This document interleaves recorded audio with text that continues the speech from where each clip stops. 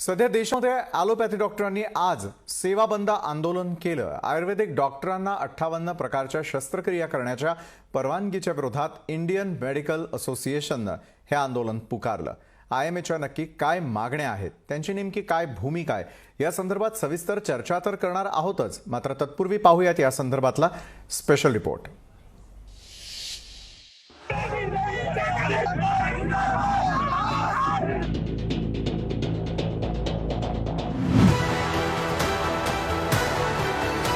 देशात शेतकऱ्यांचं आंदोलन पेटलेलं असताना ॲलोपॅथीचे डॉक्टर विरुद्ध आयुर्वेदिक डॉक्टर असा नवा संघर्ष सुरू झालाय। 19 नोव्हेंबरला सेंट्रल काउन्सिल ऑफ इंडियन मेडिसिननं आयुर्वेदाच्या पदव्युत्तर विद्यार्थ्यांना शस्त्रक्रिया करण्याची परवानगी देणारा आदेश काढला।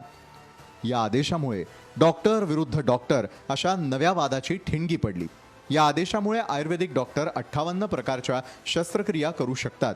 या परवानगी विरोधात इंडियन मेडिकल असोसिएशन म्हणजेच IMA ही परवानगी म्हणजे रुग्णांच्या जीवाशी खेळ असल्याचा आरोप केलाय।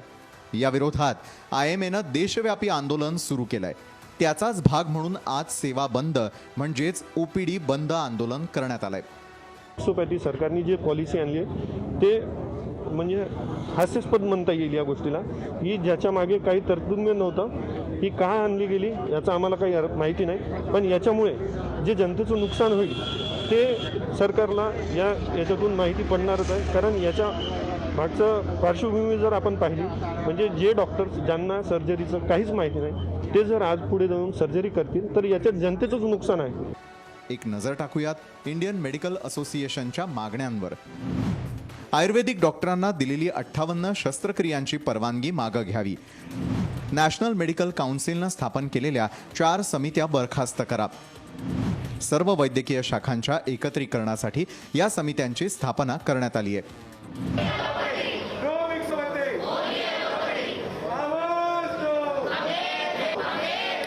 IMA 2 डिसेंबर पासून आंदोलनाला सुरुवात केली आहे। 8 डिसेंबरलाही शांततेत निदर्शनं करून त्यांनी मागणी रेटली होती।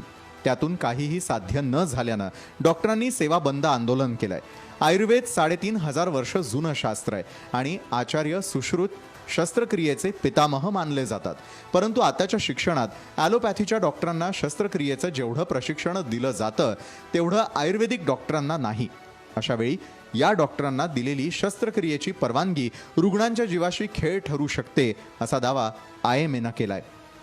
यानंतरही सेंट्रल काउन्सिल ऑफ इंडियन मेडिसिननं त्यांच्या परवानगीचा पुनर्विचार न केल्यास सर्वोच्च न्यायालयामध्ये जाण्याचा इशारा IMA दिलाय। ब्युरो रिपोर्ट, लोकशाही न्यूज। आणि आज याच संघर्षावरती अधिक चर्चा करण्यासाठी, अधिक सखोलपणे जाणून घेण्यासाठी आपल्यासोबत जोडले गेलेले आहेत IMAचे डॉक्टर राजीव अग्रवाल। डॉक्टर राजीवजी, स्वागत आपलं। पार्थिव संघवी आहेत, माजी सचिव IMA महाराष्ट्र। पार्थिवजी, आपलंही स्वागत। डॉक्टर सितेश रॉय आपल्यासोबत जोडले गेले आहेत। डॉक्टर, आपलंही स्वागत। तर विक्रांत जाधव आयुर्वेदिक डॉक्टरही आपल्यासोबत जोडले गेलेले आहेत। सुरुवात जी आहे ती विक्रांत जाधव यांच्यापासून करणार आहोत, कारण विक्रांतजी मला सांगा, ज्या प्रकारचा महत्त्वपूर्ण निर्णय घेण्यात आला त्यामुळे आयुर्वेदिक डॉक्टर जे आहेत ते शस्त्रक्रिया करू शकणार आहेत।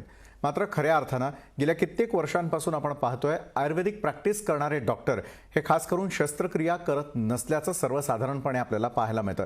विक्रांतजी, हा निर्णय आणि या निर्णयाबद्दल आपल्याला काय वाटतं? कारण एका बाजूला ॲलोपॅथी डॉक्टरांनी तर या संदर्भात म्हणजेच इंडियन मेडिकल असोसिएशननं तर देशामध्ये थेटपणे या संदर्भात बंद पाळण्याचा महत्त्वपूर्ण निर्णय घेतलेला आहे। विक्रांतजी, मुळात म्हणजे मी एक सांगतो, पहिल्यांदा आपण या कोर्स बद्दल BAMS हा कोर्स आहे, bachelor of Ayurvedic medicine and surgery. हा कोर्स तर डिझाईन झाला bachelor of Ayurvedic medicine and surgery, म्हणजे त्याच्यामध्ये मेडिसिन आणि सर्जरी याचा अंतर्भाव आहे, पहिली गोष्ट।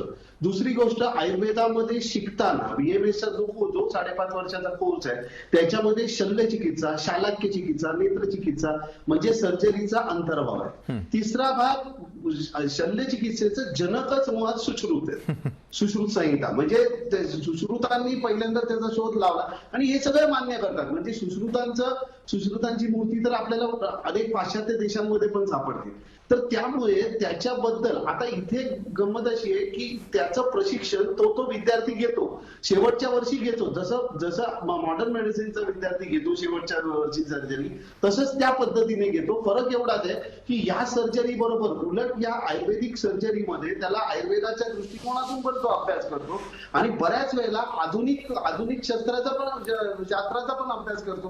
म्हणजे तुम्ही मला जर विचाराल तर इथे नाशिकच्या मेडिकल कॉलेजमध्ये ज्या वेळेला शिकत असताना त्यावेळेला तिथे शस्त्रक्रिया होतच होत्या. नाशिकच्या गणेशवाडी आयुर्वेद मेडिकल कॉलेजमध्ये तिथे टॉन्सिलेक्टॉमी पासून सगळे होत होते, मुलं तिथे शिकत होती. आता त्याही पलीकडे आयुर्वेदाची पीजी मध्ये पीजी शल्य आलेलं आहे, पीजी शालक्य आले आहे, ENT पण आलेलं आहे. तर त्याच्यामुळे त्या विषयाचं प्रशिक्षण होतं. म्हणजे मला हे खरंच आश्चर्य वाटतं की त्याचं प्रशिक्षण होत नाही आणि ते त्या पद्धतीने होत नाही. उलट मी वेगळ्या पद्धतीने म्हणेन की आयुर्वेदाच्या सुश्रुत आणि त्यांची जी मांडणी आहे शल्याची, त्याच्या बरोबरीने आधुनिक शास्त्राचा सुद्धा अभ्यास ती मुलं करतात. आता उरला प्रश्न चांगलं आणि वाईट हे तर व्यक्तिपरत कधीही कुठच्याही शास्त्राप्रमाणे बदलतं. तर त्यामुळे मला असं वाटतं की ऑलरेडी आयुर्वेदाचा विद्यार्थी आहे, तो फक्त आयुर्वेद चिकित्सा घेऊन आलेला आहे, म्हणजे आयुर्वेदाने मांडलेली चिकित्सेची पार्श्वभूमी घेऊन आलाय. ॲलोपॅथीचा किंवा मॉडर्न मेडिसिनचा विद्यार्थी मॉडर्नने मांडलेली पार्श्वभूमी घेऊन आलाय. तर या दोघांचा वेळ उलट ते त्या पद्धतीने चालतात आणि मला असं वाटतं की कोणीही असं कुठचाही विद्यार्थी उलट अशी मोठी शस्त्रक्रिया करायला जाणार नाही की ज्याच्यामध्ये अडचणी येऊ शकतात. मग डॉक्टर राजीव अग्रवालजी, आज IMAनं सेवा बंद पुकारला कशासाठी? कसली भीती वाटते नेमकी? जर आयुर्वेदिक डॉक्टरांनी जर शल्यचिकित्सा करण्याचा निर्णय घेतला तर त्याला विरोध का? डॉक्टर राजीव अग्रवाल, नमस्कार. मी डॉक्टर राजीव अग्रवाल. विरोध का म्हणजे आज MBBS झाल्यानंतर जे सर्जन असतात त्याच्यामध्ये वेगवेगळी प्रक्रिया आहे. जसं MS सर्जरी आहे, ते सर्जरीला 3 वर्ष करायला लागते, ऑर्थोपेडिकला 3 वर्ष, मग गायनेकला 3 वर्ष, ऑप्थॅलला 3 वर्ष, ENTला 3 वर्ष आणि याच्यात काही सर्जरीज जे दिले त्याच्यामध्ये युरोलॉजी पण आहेत, ज्यांना MS केल्यानंतर 3 वर्ष लागतात. मग दाताचा जे कोर्स आहे ते सेपरेट कोर्स आहे, ज्याला 4 वर्ष लागतात प्लस 1 इयर इंटर्नशिप म्हणजे 5 वर्ष. हे सगळे लोक वेगवेगळे स्पेसिफिक सर्जरी करतो. ऑर्थोपेडिक सर्जन ऑर्थोपेडिकचे हाडाचे ऑपरेशन करतो, डोळ्याचे डॉक्टर डोळ्याचं ऑपरेशन स्पेशलायझेशन त्यांनी केलेलं असतं. त्यांनी स्पेशलायझेशन केलं आणि हे सगळे केल्यानंतर 3 वर्ष केल्यानंतर पण डॉक्टरांना फारसा कॉन्फिडन्स नसतो, म्हणून ते परत 1-2 वर्ष दुसऱ्या त्यांच्या स्पेशलायझेशन मध्ये काम करतात आणि त्याच्यानंतर प्रायव्हेट प्रॅक्टिसमध्ये येतात. आता याच्यात जवळजवळ 7 वेगवेगळ्या प्रकारचे स्पेशलिस्ट आहेत, जे आयुर्वेदिक एक डॉक्टर 3 वर्षात ते सगळं शिकणार आणि ते पेशंटवर करणार. मग तुम्ही मला सांगा की ते कसं शक्य आहे? जर एक सर्जन नेमके 3 वर्षात पण त्याचा पूर्ण अभ्यास होत नाही आणि तरी त्याला कॉन्फिडन्स येत नाही, त्याच्यानंतर पण त्याला 1-2 वर्ष बाहेर काम करायला लागते. इव्हन त्यांनी गव्हर्नमेंट हॉस्पिटलमध्ये काम केलं असावं की प्रायव्हेटमध्ये केलं हवं. आणि आयुर्वेदिक डॉक्टर तेच 58 प्रकारचे ऑपरेशन, ज्याच्यामध्ये डोळे, दात, नाक, कान, घसा, आतडी, लघवीची जागा, हाडाचे, हे सगळं करणार. कसं करणार? याच्यामध्ये जीवन. डॉक्टर राजीव, मगाशी जे उदाहरण देण्यात आलेलं होतं की सुश्रुत संहितेमध्ये सगळं काही लिहून ठेवलेलं आहे, मग सुश्रुत संहितेमध्ये जर सगळं लिहून ठेवलेलं आहे, तशा प्रकारचा अभ्यास आयुर्वेदिक डॉक्टरांनी केलेला असतो तरी देखील त्यांना हे अधिकार देण्यात येऊ नये का? डॉक्टर राजीव. नाही, आमचा कुठल्याही पॅथीचा विरोध नाही. सर्वात पहिला आम्ही आयुर्वेदिक असेल, होमिओपॅथिक असेल, युनानी असेल, कुठल्याही पॅथीचा IMAचा विरोध नाही. ते सगळे आमचे भाऊ बंधू आहे. पण हे जे 58 प्रकारचे जे ऑपरेशन जे त्यांना करायला दिलेत, ते they will be using modern मेडिसिनची प्रक्रिया ते यूज करणार आणि त्याच्यानंतर ते ऑपरेशन करणार आणि त्यांना शिकवायला पण आमचे डॉक्टर जाणार. आता ते बेशुद्धी कसं करणार मला सांगा? आज जे एनेस्थीशिया असते, एनेस्थीशिया हे प्युअरली मॉडर्न मेडिसिनची देण आहे. त्यांच्याकडे कुठल्याही असे एनेस्थेटिस्ट औषध आहेत का ज्याच्यामुळे ते पेशंटला भूल देऊ शकतात, बेशुद्ध करू शकतात?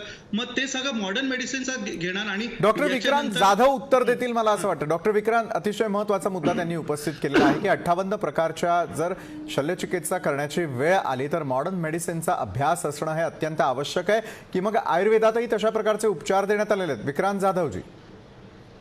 ते बघा, सगळ्यात पहिला म्हणजे 3 वर्षाचा कोर्स आयुर्वेदामध्ये पण MS-चाच आहे. हा, वैयक्तिक त्याच्याही पुढचं त्याच्यामध्ये स्पेसिफिकेशन आहेत. जसं मी म्हटलं शालाक्य, ENT, नेत्र असे स्पेसिफिकेशन ऑलरेडी आहे. ते पण 3 वर्षाचे आहे. आता हे 3 वर्षाचं शिकल्यानंतर बऱ्याच वेळेला मला माझ्या अभ्यासाप्रमाणे आयुर्वेदाचा विद्यार्थी हा त्याच्या BMS कोर्स पासून हा कुठच्या तरी मॉडर्न हॉस्पिटलला अटॅच असतो आणि तो त्या मॉडर्नचं उपजत ज्ञान घेतो. तसंच त्याच पद्धतीने MS करताना सुद्धा तो ज्ञान घेतो आणि MS झाल्यानंतर तो एक रिस्पॉन्सिबल माणूस आहे. ती एक रिस्पॉन्सिबल विद्यार्थी आहे तो, आणि तो विद्यार्थी निश्चित आणि नेमकेपणाने शिकणार. पुढला प्रश्न आता एक पुढला प्रश्न होता की बाबा अॅनेस्थेशिया. मला एक सांगा, 2 चिकित्सा पद्धती आज आयुर्वेद हॉस्पिटल्स ना, जेवढे भारतभर हॉस्पिटल्स आहेत त्यांच्यामध्ये शल्य डिपार्टमेंट आहे, त्याच्यामध्ये अॅनेस्थेशिया हे मॉडर्नचाच दिला जातो. जे मॉडर्नचं आहे ते घ्यायचं आणि त्या 2 पॅथीज मध्ये अडॉप्ट करून, म्हणजे ती पण अडॉप्ट करायची, मॉडर्नची पॅथी अडॉप्ट करून ते शिकून ती व्यक्ती करते. त्याच्यामध्ये त्याचे ऍडिशन्स होतात. समजा आयुर्वेदाने आता एक सांगतो, आयुर्वेदामध्ये समजा नेत्रावरती आहे, कान नाक कशावरती आहे, याचे जर आयुर्वेदिक उपचार जे काही शल्यामध्ये दिलेले आहेत ते तो पहिल्यांदा करेल सुद्धा. पहिल्यांदा ती व्यक्ती करेल आणि त्याच्यानंतर ज्या वेळेला आता प्रश्न रुग्णाचा आहे, रुग्णाला बरं वाटण्यासाठी जे चांगलं आहे ते अडॉप्ट करावं. आणि आज संबंध जगामध्ये उलट मल्टी थेरपी आलेले आहेत, को-थेरपी लोक अडॉप्ट करतायत. तर त्याच्यामुळे हा शिक्षण हे सगळ्यांचं माझ्या माहितीप्रमाणे शिक्षण, आणि तो जबाबदारीनेच बाहेर पडतो. जेव्हा तो MD MS शल्य होऊन बाहेर पडतो त्यावेळेला त्याच्यावरती जबाबदारी असते, तो शिकूनच बाहेर पडतो. नक्कीच. डॉक्टर सितेश रॉय यांना मला पुढचा प्रश्न विचारायचा आहे. डॉक्टर सितेश रॉय, सर्वसामान्य जे नागरिक असतात ज्यावेळेला एखाद्या डॉक्टरकडे जातात, शहरी भाग आणि ग्रामीण भाग अशा प्रकारचे आपण थोडक्यामध्ये पेशंट्स पाहूयात की अनेक वेळेला शहरी भागातले जे म्हणजे पेशंट्स आहेत ते डॉक्टर्सचा व्यवस्थितरित्या अभ्यास करून किंवा त्याच्या डिग्री किंवा त्याचं कुठलं स्पेशलायझेशन आहे हे बघून शक्यतोवर जातात. ग्रामीण भागाकडे आपण थोडंसं पाहिलं तर अनेक वेळेला आयुर्वेदिक, BHMS, BAMS नंतर ॲलोपॅथी अशा प्रकारच्या डॉक्टर्सच्या डिग्री नॉर्मल लोकांना कळत सुद्धा नाही. फक्त डॉक्टरकडे जाऊन आलो आणि आपण ट्रीटमेंट घेतोय एवढाच काय तो त्यांना जो आहे तो दिलासा मिळत असतो अशा वेळेला. पुढचा प्रश्न मला डॉक्टर सितेश रॉय यांना विचारावासा वाटतो की आपण दोन्ही डॉक्टर्सचं म्हणणं ऐकलेलं असेल. इंडियन मेडिकल असोसिएशनचं नेमकं म्हणणं काय आणि आयुर्वेदिक डॉक्टरांचं नेमकं म्हणणं काय. पेशंट्समध्ये ज्यावेळेला संभ्रम निर्माण होतो, ज्यावेळेला सेवा बंद अशा प्रकारे बघायला मिळतं, BAMS डॉक्टरांकडे जात असताना थोडे पेशंट्स जास्ती आपल्याला गरजेचे असतात. कारण आयुर्वेदिक ट्रीटमेंट घेत असताना साधारणतः लागणारा जो वेळ आहे ॲलोपॅथीपेक्षा जास्त असल्याचं सर्वसाधारण मत असतं. डॉक्टर सितेश रॉय, डिग्री असताना किंवा शल्यचिकित्से संदर्भामध्ये घेतलेला निर्णय आणि त्यावरून ज्यावेळेला 2 पॅथीजमध्ये संघर्ष निर्माण होतो, याकडे कशा प्रकारे पाहायला हवं, यातून कुठेतरी तोडगा निघणं हे अत्यंत आवश्यक आहे. आज सेवा बंद सारखा निर्णय ज्यावेळेला ॲलोपॅथी डॉक्टर्स घेतात त्यावेळेला निश्चितच इतर पॅथीजकडे पाहण्याचा पेशंट्सचा जो आहे तो नजरिया बदलताना आपल्याला बघायला मिळतो. डॉक्टर सितेश रॉय. विशाल, डेफिनेटली हा एक खूप इम्पॉर्टंट आणि क्रिटिकल टॉपिक आहे ज्याच्यावर आपल्याला विचार करायला पाहिजे. कारण मॉडर्न मेडिकल ज्या सिस्टममध्ये मी आहे ॲज अन ॲलर्जिस्ट, इम्युनॉलॉजिस्ट, ॲझमा स्पेशलिस्ट, आम्हाला जसं सांगितलेलं गेलं आहे आपला जे ट्रेनिंग असतो ते पूर्ण कम्प्लिटली एक सिस्टममध्ये डेडिकेटेडली आणि डिवोटेडली होतं. आपण जेव्हा बघतो की क्वेश्चन चाललेला आहे की आचार्य सुश्रुत आहे आणि त्यांचं ट्रेनिंग आहे, बट त्या टायमिंगला जे ॲनेस्थेशिया होता ते मर्मा पॉइंट्स होते, स्पेशल फूलचे रस होते, तेव्हा ऑपरेशन थिएटर्स नव्हते, तेव्हा ॲनेस्थेटिस्ट नव्हते सेपरेटली. तर या दोघ्या सिस्टममध्ये जेव्हा आपण मिक्सिंग करतोय तर त्या मिक्सिंगच्या जे ट्रेनिंग प्रोग्राम असतील त्या ट्रेनिंग प्रोग्राममधून निघणारे डॉक्टर्सचे जे लायसन्सिंग असतील, जे सर्टिफिकेशन्स असतील, जे क्वालिफिकेशन्स असतील, याच्यावर खूप केअरफुली आणि खूप निगराणी घेऊन या एरियाला स्टडी करायला लागेल. कारण हे करणं एक रिस्क आहे आणि डेफिनेटली जे पेशंट्स आहेत त्यांना अल्टिमेटली बरं व्हायचं आहे. बट एक डॉक्टर एकटा जर एवढे सगळे सर्जरीज करू शकतो तर त्याला कसा ट्रेनिंग आणि कसा त्याचा इंटिग्रेशन होणार मॉडर्न मेडिसिन बरोबर. कारण ते अल्टिमेटली यूज मॉडर्न मेडिसिनचे सिस्टम्स करतील, मॉडर्न मेडिसिन्स करतील, तर त्याच्यामध्ये त्यांचा ॲडिक्वेट ट्रेनिंग होणं, ॲडिक्वेट गायडन्स होणं, ॲडिक्वेट लायसन्सिंग होणं हे आवश्यक आहे. कारण पेशंटचा हेल्थ आणि पेशंटचा लाईफ रिस्कमध्ये यायला नको, कारण ते डेडिकेटेडली एक सिस्टम फॉलो नाही करत. एक सिस्टम फॉलो केलं तर त्यांना मर्मा पॉइंट्स आणि दुसरे वेरियस अॅनेस्थेटिक सिस्टम्स परत आणायला लागेल, ओल्ड टाईपचे इक्विपमेंट्स परत आणायला लागेल. तर this is a very clearly a topic of debate, ज्याच्यामध्ये आपल्याला एक मिडल ग्राउंड पाहायला भेटायला पाहिजे, जिथे माझे, जसं मी सांगितलं, माझे खूप आयुर्वेदिक डॉक्टर्स फ्रेंड्स आहेत आणि त्यांना मी खूप रिस्पेक्ट करतो. बेसिक जे आपण MBBS लेवल किंवा BAMS लेवलचे जे सर्जरीज असतात आउट पेशंट, ते खूप सक्सेसफुली करतात, कारण त्यांच्या ट्रेनिंगमध्ये ते आहे. पण आपण आता ॲडव्हान्स सर्जरी बद्दल बोलतोय, ज्याच्यामध्ये ॲडव्हान्स टेक्निक्स, ॲडव्हान्स डिव्हाइसेस आणि ॲडव्हान्स्ड मेडिसिन्स लागतील. तर तिथे डायरेक्टली गिव्हिंग देम अप्रुव्हल मला पण वाटत नाही की बरोबर आहे. त्याच्यावर आणखीन खूप गहरा विचार विमर्श करायला पाहिजे. क्रॉसपॅथीचे ऑर्गनायझेशन्स डेव्हलप करून त्यांचा काही क्लॅरिटी घेऊन, so that we can expand. आपल्याला खरोखर भारत देशात आणखीन डॉक्टरांचं गरज आहे, आणखीन सर्जनांचं गरज आहे. तर त्याप्रमाणे आपल्याला जे सगळे सर्व्हिसेस सेफली देऊ शकतो त्याचं आपल्याला प्लॅनिंग करून करायला पाहिजे, not just directly from a directive directly coming from the CCIM. नक्कीच. याच संदर्भामध्ये IMAचे माजी सचिव पार्थिव संघवी यांना मला पुढचा प्रश्न विचारायचा आहे. पार्थिवजी, अनेक वेळेला टेलिव्हिजनमध्ये बघत असताना किंवा बाहेर प्रॅक्टिस करणारे जे डॉक्टर्स असतात त्यामध्ये अनेक वेळेला संयुक्त उपचार पद्धती करून देणारे डॉक्टर्स देखील असतात. मग अशा वेळेला तो कुठला डॉक्टर आहे किंवा त्यांचं स्पेशलायझेशन काय आहे ते लक्षात न येता संयुक्त उपचार पद्धतींचा देखील वापर केला जातो. मग पार्थिवजी, अशा वेळेला पेशंट्सनी काय बघावं, काय करायला हवं? पार्थिवजी. नमस्कार. ह्या प्लॅटफॉर्मवर पहिली 2-3 वस्तू आता आपल्याला बघायला पाहिजे ह्या परिस्थितीत की राईट फ्रॉम राज्यसभा पासून तिकडे पण सुद्धा मी सुधांशु त्रिवेदीचं वक्तव्य मी ऐकलं, बघितलं. आयुर्वेदचे जे डॉक्टर्स आहे ते फक्त एकच सुश्रुत संहिता हे बघून की बाबा सुश्रुत संहितामध्ये शल्यचिकित्साचा उल्लेख केला आहे, शल्यचिकित्साचे बेसिक प्रिन्सिपल्स आउटलाईन केले आहे, तर म्हणून ते आयुर्वेदचं बेस होतं, म्हणून आम्हाला सुद्धा ह्याची परवानगी असावी, हे चुकीचं आहे. प्रिन्सिपल सुश्रुत संहिताचे होते, पण ते बघून सुश्रुत संहितामध्ये प्लास्टिक सर्जरीचा पण भरपूर उल्लेख केला आहे. त्याचा अर्थ हे नाही की आजची तारखेत जे 3 वर्षाचा MCH super speciality plastic surgery course आहे ते सुश्रुत संहिता वाचून ते लोक करतात. आज सर्जरी किंवा अतिरिक्त दुसरे सगळे ब्रांचेस एवढे प्रोग्रेस झाले आहे की आज मी फायनल MBBS मध्ये मला ENT नावाचं इयर नोज थ्रोट ह्या विषयात मला डिस्टिंक्शन होतं. तरीही मी सर्जन सुद्धा आहे. छोटे खेडेगावात सर्जन्स ला कोणी नाही मिळालं ENT सर्जन तर ते लोक हे टॉन्सिलेक्टमीचा विचार सुद्धा करणार. पण आजची परिस्थितीमध्ये मेडिको लिगल आस्पेक्ट जेव्हा येते तेव्हा आज मी अजूनपर्यंत माझी 20 वर्षाची प्रॅक्टिसमध्ये सुद्धा एकही टॉन्सिलचं ऑपरेशन नाही केलं. का नाही केलं? कारण तो माझा विषय नाही. मी एक जनरल सर्जन आहे, लॅप्रोस्कोपिक सर्जन आहे. मी हाडाला सुद्धा हात लावत नाही, मी डोळा हात लावत नाही, मी डेंटल ट्रीटमेंट सुद्धा करत नाही. पण तुम्ही आयुर्वेदच्या डॉक्टरांना 39 सर्जरीची तुम्ही परवानगी दिली, त्याच्यात मेजर सुप्रा मेजर सर्जरीज. आता मी कालपासून तेच माझी मिसेसला तेच सांगत होतो की आता आपल्याला आपली ओळख काय आहे त्याच्याकरिता पेशंटला कळायला पाहिजे, म्हणून आपण MBBS नॉर्मली लिहित नव्हतो आणि डायरेक्टली पोस्ट ग्रॅज्युएशनची डिग्री लिहित होतो. आता मला माझं कार्ड किंवा लेटरहेडवर MBBS पासून सुरू करावं लागणार, तर पेशंट्सला माहित पडेल की ह्याने DNB सर्जरी केली आहे किंवा MS सर्जरी केली आहे, ते MBBS करून केली आहे आणि BAMS करून नाही केली आहे. कारण हे फार गरजेचं आहे. दुसरं उदाहरण देतो साहेब, हल्लीचं बॉम्बे हायकोर्टचं पण हे ह्याच्यात वर्डिक्ट आहे की 2 डॉक्टर्स पुण्याच्या डॉक्टर्स मध्ये जे गायनेक सर्जरी करत होते, हिस्टेक्टमी करत होते, त्यांना फाईन केला आहे आणि इम्प्रिझनमेंटची सजा दिली आहे आयुर्वेद डॉक्टरांना. का डॉक्टरांना दिली आहे? कारण that Ayurvedic doctor was performing hysterectomy, गर्भाशय काढायचं ऑपरेशन करत होतो आणि त्या ऑपरेशन मध्ये सुद्धा एनेस्थेटिस्ट होता, ते एमडी एनेस्थेटिस्ट होता, MBBS करून MD एनेस्थेटिस्ट होता, तरीही त्याला सोडलं गेलं नाहीये because it was wrong for him to give anaesthesia to a person who is not qualified.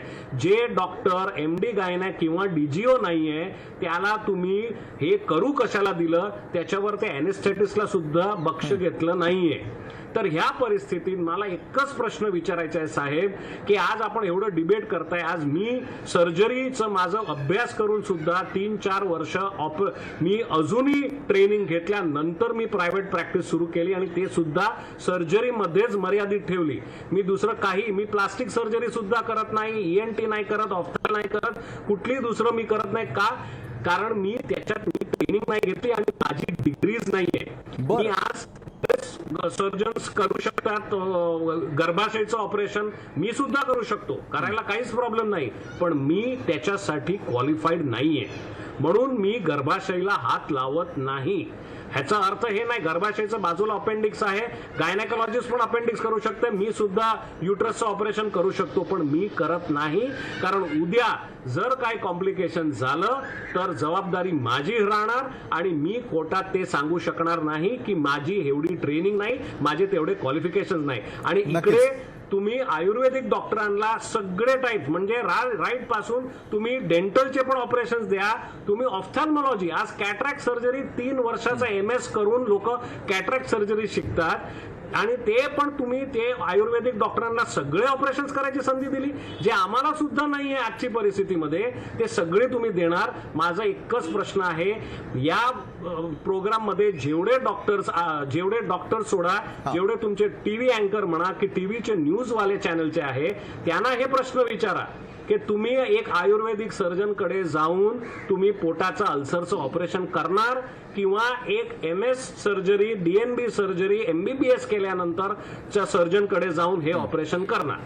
नक्कीच पार्थिवजी, आपला प्रश्न मला लक्षात आलेला आहे. विक्रांत जाधवजींना मला याच अनुषंगानं प्रश्न विचारायचा आहे. विक्रांतजी, अनेक प्रश्न जे आहेत ते पार्थिव संघवी यांनी उपस्थित केले, मात्र ज्यावेळेला पेशंट एखाद्या डॉक्टरकडे जातो, देव समजून त्याच्याकडे गेलं जातं आणि तिथे गेल्यानंतर योग्य उपचार मिळतील का, आपल्या जीवाला कुठल्या प्रकारचा धोका तर नाही ना, याची शाश्वती आयुर्वेदिक डॉक्टरांनी केलेल्या शस्त्रक्रियेमध्ये दिली जाऊ शकते का?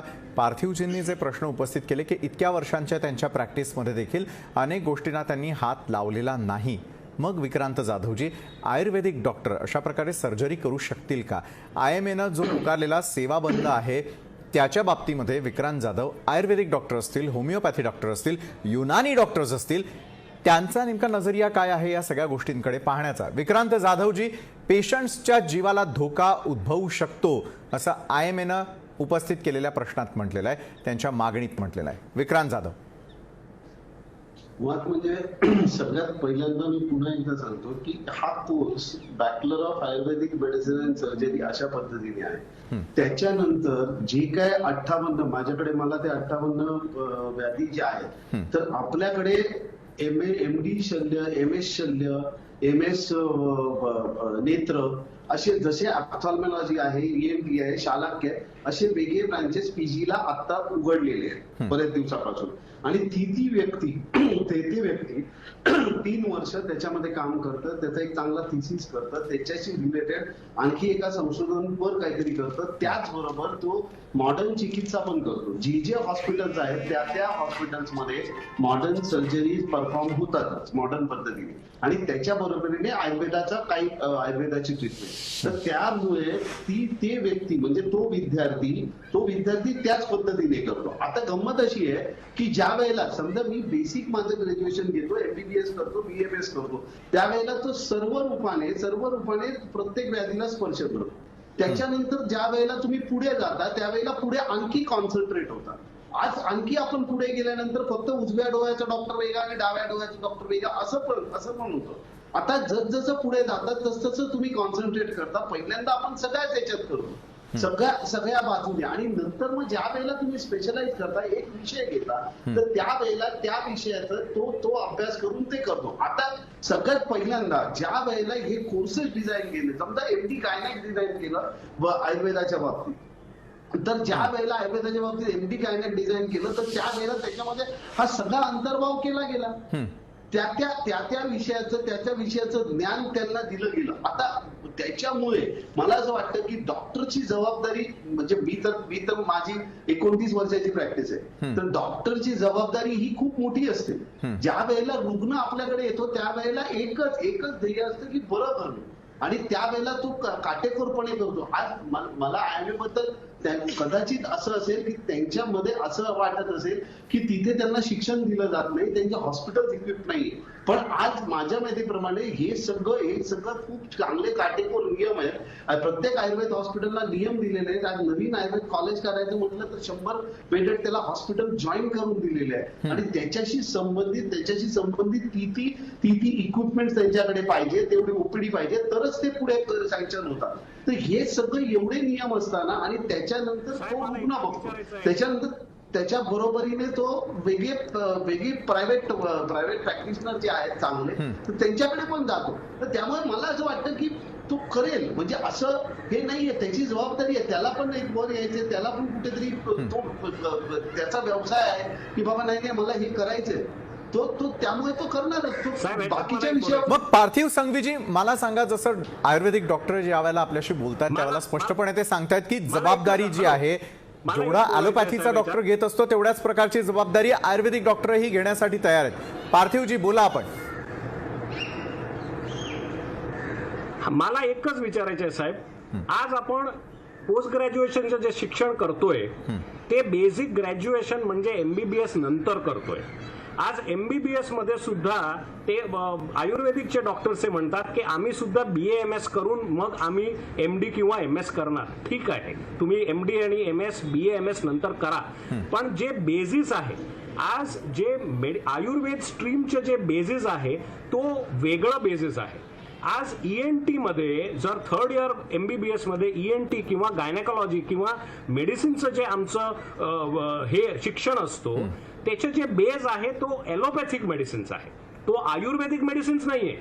जर BA-MS डॉक्टर्स हे म्हणत असेल की आम्ही पण आमचं BA-MS मध्ये पण आमचे हे सगळी स्ट्रीम्स आहे, म्हणजे मेडिसिन आहे, सर्जरी आहे, पण त्यांचे औषधाचे जे बेसिस आहे, आज कुठलंही आता स्त्रियाला पाळी जास्त येत असेल, म्हणजे मेनोरेज जे आहे, रक्तस्राव जास्त होत असेल, तर त्याच्याकरिता जे मेडिसिन्स आम्ही देतो ते ॲलोपॅथिक मेडिसिन्स देतो, त्याच्यात आम्ही आयुर्वेदिक मेडिसिन्स नाही देत. म्हणून आमचं बेसच वेगळं आहे, आणि त्या वेगळं बेसवर आम्ही बिल्टअप करून आमचं पोस्ट ग्रॅज्युएशन होते. आयुर्वेदमध्ये बेस आहे ते आयुर्वेदाचं आहे. त्यांची जे मेडिसिन आहे ते मेडिसिन मध्ये ते लोक ॲलोपॅथिक मेडिसिन ते त्यांचं बेस नाहीये, त्यांचं बेस आयुर्वेदिक मेडिसिन्स आहे. तर आयुर्वेदिक मेडिसिन्सचं बेस घेऊन तुम्ही ENT ऑफ्थॅल्मॉलॉजी एवढी ऍडव्हान्स ब्रांचेस मध्ये सर्जरी आहे, आज लॅप्रोस्कोपिक सर्जरी आहे, रोबोटिक सर्जरी आहे, ते तुम्ही ते बेस मध्ये कशा करू शकणार, मला ते कळत नाहीये. बरं, नक्कीच बेस संदर्भातला प्रश्न आपण उपस्थित केलेला आहे. याच संदर्भातली ही चर्चा आपण अशाच प्रकारे सुरू ठेवूयात. पार्थिव संघवीजी, तुम्ही उपस्थित केलेल्या प्रश्नाचं देखील आपण उत्तर घेणार आहोत एका छोट्याशा ब्रेकनंतर. आपल्या सगळ्यांचं पुन्हा एकदा स्वागत. आणि सध्या आपण आजच्या लोकशाही विशेषमध्ये चर्चा करत आहोत, ती म्हणजे डॉक्टर विरुद्ध डॉक्टर उभ्या असलेल्या संघर्षाविषयी. यावेळेला आपल्यासोबत आहेत IMAचे डॉक्टर राजीव अग्रवाल, माजी सचिव IMA महाराष्ट्राचे पार्थिव संघवी, डॉक्टर सितेश रॉय आणि विक्रांत जाधव आयुर्वेदिक डॉक्टर देखील आपल्यासोबत या चर्चेमध्ये सामील झालेले आहेत. डॉक्टर सितेश रॉय, ब्रेकनंतर सुरुवात मी आपल्यापासून करणार आहे. बेसिस किंवा मग बेसिक संदर्भामध्ये जो आपण चर्चा करत होतो की एका बाजूला ज्यावेळेला ॲलोपॅथी मेडिसिन किंवा त्याचे प्रॅक्टिशनर असतात त्यांचा बेस हा पूर्णपणे वेगळा असतो. आयुर्वेदामध्ये आयुर्वेदिक बेसनुसार त्यांचा अभ्यासक्रम जो आहे तो तयार केला जात असतो. मग अशा वेळेला बेस जो आहे त्यावरून येत्या काळामध्ये घेतलं जाणारं स्पेशलायझेशन आणि मग सर्जरी याचा कितपत संबंध आहे डॉक्टर सितेश रॉय? जसं मगाशी आपण ऐकलं की विक्रांत जाधवजींनी देखील स्पष्ट केलेलं होतं की BA-MS अभ्यास पूर्ण केल्यानंतर मग वेगवेगळ्या प्रकारच्या शल्यचिकित्सा ज्या आहेत, नेत्रचिकित्सा असेल, कान असेल, नाक असेल, अशा वेगवेगळ्या चिकित्सा ज्या आहेत त्यामध्ये देखील स्पेशलायझेशन केलं जातं. मग कितपत अयोग्य आहे त्यांनी सर्जरी करणं? समजावून सांगा आमच्या सर्व प्रेक्षकांना, कारण बेसिक नॉलेज जे आहे ते अनेक वेळेला पेशंट्सकडे नसतं आणि त्यामुळे मग डॉक्टरांकडे जाताना संभ्रम निर्माण होऊ नये यासाठीच आजची ही चर्चा आपण घडवलेली आहे. Doctor Sitesh Roy.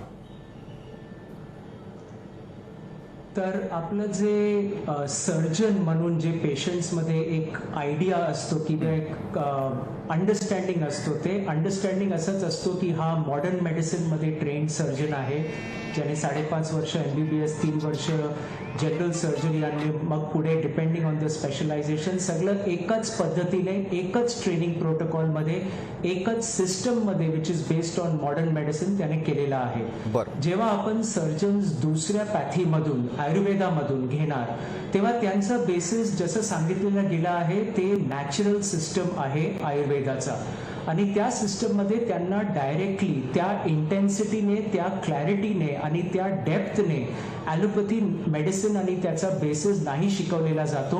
And it can't be done, कारण 5.5 वर्षात तुम्ही आयुर्वेदा आणि MBBS दोघे करिक्युलम नाही कम्प्लीट करू शकता. तर they have some understanding of modern medicine. मग त्यानंतर तुम्ही जर सांगणार की त्यांना सर्जरीसाठी they will be totally immersed into modern operation theatres, into modern anaesthesia, into modern medicines, into modern advance surgical techniques, तर पेशंट्सला हे समजायला लागेल की दीज आर नॉट कम्पॅरेबल. हे दोघे सिस्टम्स कम्पॅरेबल नाही होऊ शकत. त्याच्यासाठी त्यांना एक्स्ट्रा ट्रेनिंग, एक्स्ट्रा गायडन्स आणि त्यांना जे मेडिसिन्सचा नॉलेज आहे मॉडर्न मेडिसिनचा ते त्यांना आणखीन ॲडव्हान्स्ड वेमध्ये घ्यायला लागणार जेव्हा ते अप्लाय करू शकणार त्या पेशंटच्या ट्रीटमेंटसाठी. आणि तेच आपलं बोलणं आहे की दिस इज लाईक अ व्हॉट जे आपण बोलू शकतो एक बॅकडोर एंट्री आहे. म्हणजे एक एंट्री आहे ज्याच्यामध्ये तुम्ही MBBS करा आणि त्या सिस्टमला मास्टर करा आणि त्याच्यामध्येच तुमचं पुढे तुम्ही ट्रेनिंग आणि एक्सपिरियन्स आणि प्रॅक्टिस घ्या आणि याच्यामध्ये तुम्ही एका सिस्टममध्ये एंट्री घ्या बट तुम्ही एंड करा एक दुसऱ्या सिस्टममध्ये, त्याच्यामधून जे आपण करू शकतो. तर this I think there is something that is not right आणि पेशंट्सला पण समजायला लागणार की दोघांचं basis of diagnosis, of treatment, of long term follow up very different आहे आणि त्या डिफरन्सेस मधून पेशंट्सला जसं सांगितलं looking at the doctors training degree सगळं बघायला लागणार पुढे जाऊन की ते कसं करतायत, काय करतायत, कुठून आलायत आणि त्यांचं काय बॅकग्राऊंड आहे. But main and most important दोघे पॅथीज जर एका टेबलवर बसून एक proper certification, licensure, protocol, treatment plan सगळं डिझाईन करू शकतात तर that would be ideal. But हे होणं प्रॅक्टिकल आणि डिफिकल्ट दिसतोय मला आता करंट. डॉक्टर राजीव अग्रवाल जे IMA कडून यावेळेला रिप्रेझेंट करतात, डॉक्टर राजीव अग्रवाल हे शक्य आहे का? ज्या प्रकारचा सुवर्ण मध्य काढण्यासंदर्भामध्ये डॉक्टर सितेश रॉय यावेळेला बोलतात ते आपल्याला करणं शक्य होईल का? डॉक्टर राजीव अग्रवाल. अजिबात नाही. सर्वात पहिला मी सांगतो की आम्ही जेव्हा ॲलोपॅथी करतो तेव्हा एवढं विशाल मॉडर्न मेडिसिनची औषधं त्याचा आम्हाला विस्तारमध्ये शिकायला लागते. त्याचे साईड इफेक्ट्स, त्याचे फायदे, नुकसान ते सगळं यांना शिकवलं जात नाही आणि ऑपरेशन नंतर हेच सगळे औषधं त्यांना वापरायला लागेल. जर तुम्हाला ते माहीतच नसेल की औषधांचा काय दुष्परिणाम होतो, काय त्याचे साईड इफेक्ट, काय फायदे आहेत, कुठल्या आजाराला काय द्यायचं, तर तुम्ही देऊ नाही शकत. मला तुम्ही जसं डॉक्टर पार्थिव संघवीनी पण सांगितलं आपल्या छातीवर, हृदयावर हात ठेवून सांगा की तुमच्यातलं कुठलं पण हे आणि जे हे पॉलिटिशियन लोक सांगतात की हे मिक्स कराय आणि हे आयुर्वेदिक डॉक्टरांना पण सर्जरी, ते त्या डॉक्टरांकडे जाणार का? अजिबात नाही जाणार. आणि जर सरकार बोलते की ग्रामीण विभागामध्ये डॉक्टरांची कमी आहे त्याच्यामुळे हे सगळं आम्ही करतोय, तर ग्रामीण लोक जे राहतात तिथे त्यांना काही जीव नाही का? त्यांना don't have the right to live. ते गरीब आहे म्हणून त्यांच्याकडे तुम्ही जे डॉक्टर आहेत ज्यांना पूर्ण माहिती नाही औषध याची त्याच्याकडे. आणि जर सरकारला खरंच असं वाटत असेल की आयुर्वेदिक डॉक्टर ॲलोपॅथिक करू शकतात मग तुम्ही जेवढे ॲलोपॅथिक, होमिओपॅथिक मेडिकल कॉलेज ते बंद करा, सगळ्यांना तुम्ही ॲलोपॅथिक मध्ये कन्वर्ट करा आणि त्यांना पण ॲलोपॅथी शिकू द्या. आमचा त्याचा काही विरोध नाही. फक्त अगर जर एक BMS डॉक्टर आयुर्वेदा प्रॅक्टिस करत असेल किंवा होमिओपॅथिक, आमचा अजिबात विरोध नाही. आम्ही खुश आहे. आम्हाला पण माहिती आहे काही असे आजार आहेत जे आयुर्वेदिक किंवा होमिओपॅथिकने बरं होतात, ज्यांचे लॉंग टर्म आजार आहेत त्याच्याने कंट्रोल होतात आणि वाढत नाही. अस्थमा सारखे, डायबिटीज, ब्लड प्रेशर, ज्याचा आज ॲलोपॅथीमध्ये आपण कंट्रोल करू शकतो. पण जर सरकारला खरंच वाटत असेल सगळे कॉलेजेस बंद करा, ज्या डॉक्टरांना फक्त आयुर्वेदा प्रॅक्टिस करायची किंवा होमिओपॅथिक 1-2 मेडिकल कॉलेजेस ठेवा, त्यातले बाकी सगळे आयुर्वेदिक कॉलेजेस तुम्ही कन्वर्ट करा ॲलोपॅथीमध्ये. हे सगळं थोडक्यात सांगायचं म्हणजे हे जेवढे आयुर्वेदिक आणि होमिओपॅथिक कॉलेज आहे ना त्याच्यामध्ये फीज जास्त नाही आणि 99.99% हे पॉलिटिकल लोकांचे कॉलेज आहेत, त्यांना तिथून रेव्हेन्यू भेटत नाही. त्याच्यामुळे मग विक्रांत जाधव यांनाच मला पुढचा प्रश्न विचारायचा आहे. बॅकडोर एंट्री आहे का नक्की विक्रांत जाधवजी? आणि जर पेशंट येणार असेल आयुर्वेदिक डॉक्टरांकडे शल्यचिकित्सा करून घेण्यासाठी तर त्यांच्या जीवाशी हा खेळ आहे का? आणि राजकारणामुळेच अशा प्रकारचा हा निर्णय घेण्यात आलेला आहे का? विक्रांतजी. साहेब मला एकच सांगायचं आहे हॅलो बोला बोला. हा हॅलो विक्रांतजी, आपलीच संधी आहे, बोला. हॅलो. हे बघा, सगळ्यात पहिल्यांदा मला असं वाटतं की सगळ्या संघटनांनी मिळून म्हणजे जेवढे आहे यांनी आयुर्वेदाचा अभ्यासक्रम बघावा. माझ्या माहितीप्रमाणे आयुर्वेदाचा अभ्यासक्रमामध्ये फार्मसी आहे, मॉडर्न फार्मसीतला त्याचा उल्लेख आहे. इव्हन ती विद्यार्थी म्हणजे मी आज 35 वर्षापूर्वी त्यावेळेला पहिल्यांदा शिकलो, त्यावेळेला ग्रेज अॅनाटॉमी हे मॉडर्नच पुस्तक वाचलं, त्याच्या बरोबरीने वाचलं, हे सगळं वाचतच आलो. आज उलट त्याचा अंतर्भाव त्या विषयामध्ये केलेला आहे, म्हणजे त्यांच्या परीक्षांमध्ये केलेला आहे की त्यांना मॉडर्नचं ज्ञान असावं या पद्धतीने. हा एक पहिला भाग. दुसरा भाग असा आहे की समजा विद्यार्थी आता एखाद्याकडे जायचं, आता कोणीतरी सांगितलं की जाणार का, तर जाणार हे वैयक्तिक आहे. म्हणजे शहरामध्ये 100 सर्जन 100 पैकी एकाकडेच माणूस जातो. विक्रांतजी, त्यांचं म्हणणे गव्हर्नमेंट मधल्या ज्यांनी हा निर्णय घेतलेला आहे ते लोक हृदयावरती हात ठेवून अशा प्रकारे आयुर्वेदिक डॉक्टरांकडे जातील आणि स्वतःवरती शल्यचिकित्सा करून घेतील का, असा विश्वासासंदर्भातला त्यांनी प्रश्न उपस्थित केलाय. विक्रांतजी, जसं मगासपासून आपण ज्या डॉक्टरांबरोबर ही चर्चा करतोय त्या डॉक्टरांच्या म्हणण्यानुसार जर आपण थोडक्यात विचार केला, जर पाया मजबूत असेल तर इमारत बांधणं शक्य होणार आहे. मग अशाच प्रकारे आयुर्वेदीचा बेस जो आहे तो वेगळा आहे, ॲलोपॅथीचा बेस हा पूर्णपणे वेगळा आहे, तर होणारी सर्जरी ही कितपत त्या ठिकाणी योग्य पद्धतीने होईल हा प्रश्न आहे. विक्रांतजी, मला असं वाटतं, हे बघा, आता जो विश्वासाचा प्रश्न आहे, आज काही एक लोक विश्वासाने येतच असतात, काही एक लोक म्हणजे पॉलिटिशियन्स पासून सगळे विश्वासाने एखाद्याकडे जातच असतात, आणि त्यामुळे आता बेस वेगळा आहे. तुम्हाला बेस निश्चितपणे आयुर्वेदाचा बेस हा हर्बल आहे, ॲलोपॅथीचा मॉडर्नचा बेस हा वेगळा आहे. पण हर्बल बेस मध्ये त्या विषयाचं विस्तृतीकरण करून त्याच्या बरोबरीने मॉडर्न पॅथी पण त्याने अंतर्भाव केलेला आहे. आज जर आपण बघायला झालो तर म्हणजे मग मॉडर्न मेडिसिन्स आयुर्वेदाने लिहू नये आणि आयुर्वेदिक मॉडर्न माणसाने आयुर्वेदाची मेडिसिन्स लिहू नये, असं ज्या वेळेला होईल की बाबा तुम्ही या मेडिसिनचाच वापर करू नये. आज प्रश्न असा आहे, शल्य चिकित्सेला परवानगी दिली आहे, त्या शल्य चिकित्सेमध्ये हे ब्रँचेस आहेत, आयुर्वेदामधले जे ब्रँचेस आहेत त्या व्यक्तीने त्याचा अभ्यास करून जे शल्य चिकित्सा आहे ती करावी, आणि जर तिने यशस्वीपणे केली तर कुठचाही पॉलिटिशियन जाणारच ना. आज कित्येक बरोबर. विक्रांत जाधवजी, आज IMA ज्या प्रकारे सेवाबंद आंदोलन केलेलं होतं ते योग्य की अयोग्य, कारण त्यांनी ज्या त्यांच्या मागण्या केलेल्या ते योग्य की अयोग्य यावरती देखील यायला हवं, कारण आपण चर्चेच्या शेवटच्या टप्प्यात आहोत. विक्रांतजी, मला असं वाटतं की आयुर्वेदाचा सगळा अभ्यासक्रम आणि सगळ्या गोष्टी या घ्याव्या आणि ते घेऊन IMAच्या काही तज्ञांनी बसावं आणि त्या विषयावरती करावं की याचा तोडगा कसा निघेल.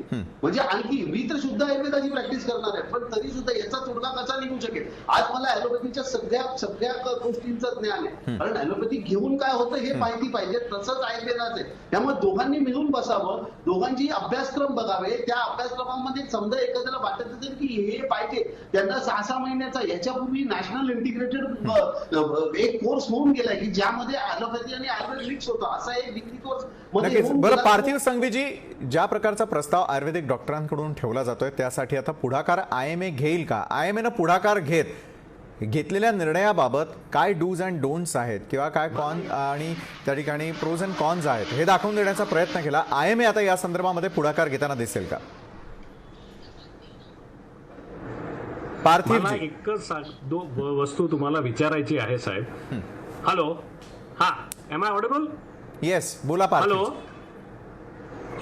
हॅलो पार्थिवजी, मला आवाज येतोय, आपण बोलू शकता साहेब. तुम्हाला की जर हा बरोबर आहे, तर मला ह्या बाबतीत एकच वस्तू विचारायची आहे साहेब, की सध्याची पाळी चालली होती कोविडची. मागच्या 8 महिन्यापासून पूर्ण देश काय पूर्ण जग कोविडमध्ये हे इन्व्हॉल्ड आहे. आपले नॅशनल कॅबिनेट मिनिस्टर आयुष मिनिस्ट्रीचे श्रीपाद नाईक साहेबांना कोविड झालं आणि कोविड ठीक व्यवस्थित त्यांचा उपचार नाही झालं.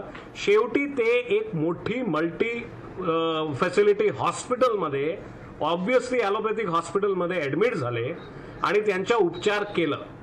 मला एकच प्रश्न विचारायचा आहे, जर माझे आयुर्वेदिक बंधू भगिनींना जर असं वाटत असेल की Ayurveda is as equally effective as allopathy, मग श्रीपाद नाईक साहेबांना मॉडर्न मेडिसिनची हॉस्पिटलमध्ये उपचारसाठी का जावं लागलं, पहिली गोष्ट.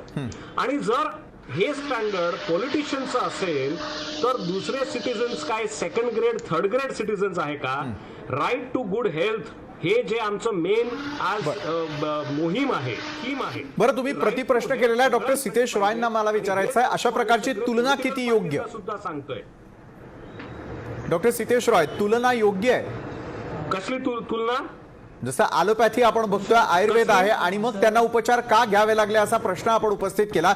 डॉक्टर सितेश रॉय, आज अशा प्रकारची तुलना डॉक्टर्स मध्ये करणं योग्य आहे का?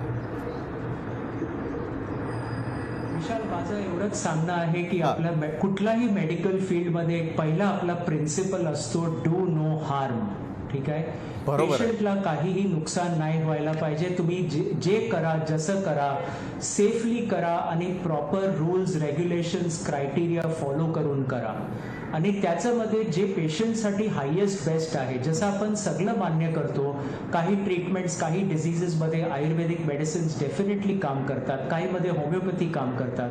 जेव्हा सर्जिकल फील्ड्स येतो तेव्हा मॉडर्न मेडिसिन सगळ्यात ॲडव्हान्स्ड आहे, हे कुणीही डिनाय करू शकत नाही. Modern medicine as it the help when it comes to surgical sciences, कारण त्याच्यामध्ये टेक्नॉलॉजिकल आणि सायंटिफिक ॲडव्हान्सेस खूप झालेले आहेत. Sir, I don't think compare आपण करू शकतो या दोन पद्धतींचा. It is not possible to compare. Each one has their own strengths and weaknesses. एकचे प्रोज आहेत, दुसरेचे कॉन्स आहेत. तसं आपण बघितलं तर आपल्याला याला कंपॅरिझन नाही करायला पाहिजे. डॉक्टर, आपला मुद्दा लक्षात आलेला आहे, वेळ कमी आपल्याकडे, त्यामुळे डॉक्टर राजीव अग्रवाल, IMAचा हा विरोध अशाच प्रकारे तीव्र राहणार की एका दिवसापुरती मर्यादित राहणार? डॉक्टर राजीव, एका वाक्यात.